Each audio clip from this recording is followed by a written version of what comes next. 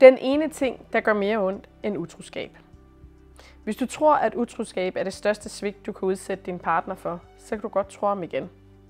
Der er nemlig én ting, der for rigtig mange mennesker er betydeligt værre. Det er nemlig først at opdage utroskaben 5, 10, 15, 20 eller måske 30 år efter. Jeg ville ønske, du havde sagt det dengang og givet mig valget, sagde han. Jeg er ikke sikker på, at jeg havde valgt dig og os fra, men vi havde en aftale. Nej, vi havde 2. 1, at vi skulle være tro mod hinanden, og 2, at vi skulle fortælle hinanden det, hvis det alligevel skete, og du har brudt begge aftaler. Lige meget om det er en mand eller en kvinde, der sidder over for mig i klinikken, så er pointen altid den samme. Hvor ville jeg ønske, du havde sagt det, da det skete, at du har haft så meget respekt for mig og mit liv, at du har givet mig valget om at blive eller gå. Men det er jo lige nøjagtigt her, at problemet opstår. Så længe utroskaben ikke er en realitet, kan vi sagtens lave aftaler om, hvordan vi skal handle, hvis det opstår. Og det vil opstå i mange parforhold, siger alle undersøgelser og statistikker i hvert fald.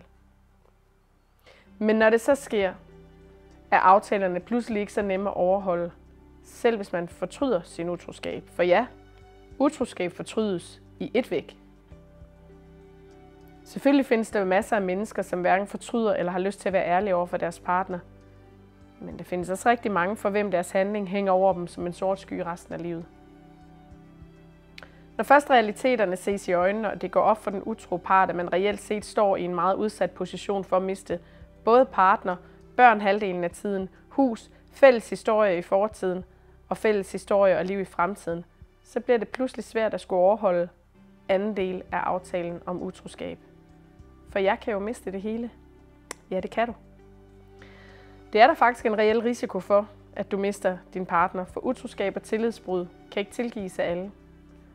Og derfor kan det pludselig være betydeligt nemmere at argumentere for i sit eget hoved, at man jo ikke behøver at sige alt, eller det er jo ikke nogen, der opdager det. Men det bliver ofte opdaget. Ikke i alle tilfælde. Selvfølgelig ikke. Men i nogle tilfælde, og måske dit. Og hvis du virkelig ønsker at blive sammen med din partner, hvad tror du så konsekvensen er om 5, 10, 15 eller 20 år, hvis din partner opdager det der? Er de konsekvenser større eller mindre for dig, din partner og jeres relation til den tid? Tør du satse? Er det rimeligt at satse? Og er det reelt set dit valg? Du ved også godt, at uanset hvornår du går til bekendelse, så er der næsten kun 2 muligheder. Enten at din partner ikke vil være din partner mere, eller at I bliver sammen og får det eller helvede svært det næste år eller mere, og altid vil have det ar i jeres parforhold. Jeg har dog mødt og hørt om ganske få par, hvor en bekendelse af utroskab blev til en gensidig bekendelse, der mundede ud i løsere grænser i parforholdet. Men fordi man har været utro, er det jo ikke sikkert, at man ønsker et åbent parforhold på nogen måde. Og det er altså også ganske få, der vælger den vej sammen ud af utroskaben. Det bliver jo nok ikke opdaget. Ja, jeg kan virkelig godt forstå, at det er svært at skulle overholde den anden del af aftalen og gå til bekendelse. Men ikke desto mindre, så siger min erfaring mig faktisk, at det trods alt er nemmere at komme videre efter utroskab sammen, hvis man har været ærlig omkring det fra starten, end hvis man først indrømmer det lang tid efter. Plus, at indrømmelsen jo også kan risikere at komme fra den tredje part, der var involveret i utroskaben, eller fra en helt tredje kant eller fjerde kant, hvilket bestemt ikke gør det bedre.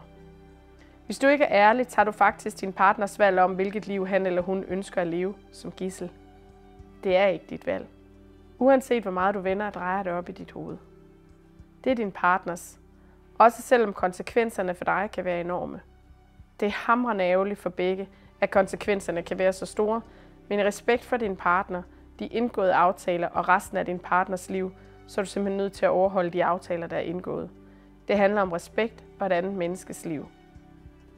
Fakta. Der er en reel risiko for, at din partner vælger dig fra, men valget er din partners og ikke dit. Mit tip, hvis I har en aftale om, at I skal sige, hvis en af jer har været utro, så er du nødt til at overholde den aftale. Du kan ikke genforhandle en aftale, som I har været 2 år om at indgå i første omgang med dig selv. Hvis du vil læse mere om mine klummer, så kan du finde dem i Kærlige råd fra en ven, hvor der er samlet 66 af mine bedste klummer, og der er også flere klummer om utroskab, end den jeg lige har læst højt. Du finder bogen på biblioteket. Du kan selvfølgelig også købe den, det behøver du ikke.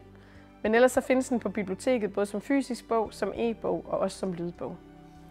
Og pas rigtig godt på dig selv og dit parforhold, hvis du har sådan et, indtil vi ses igen.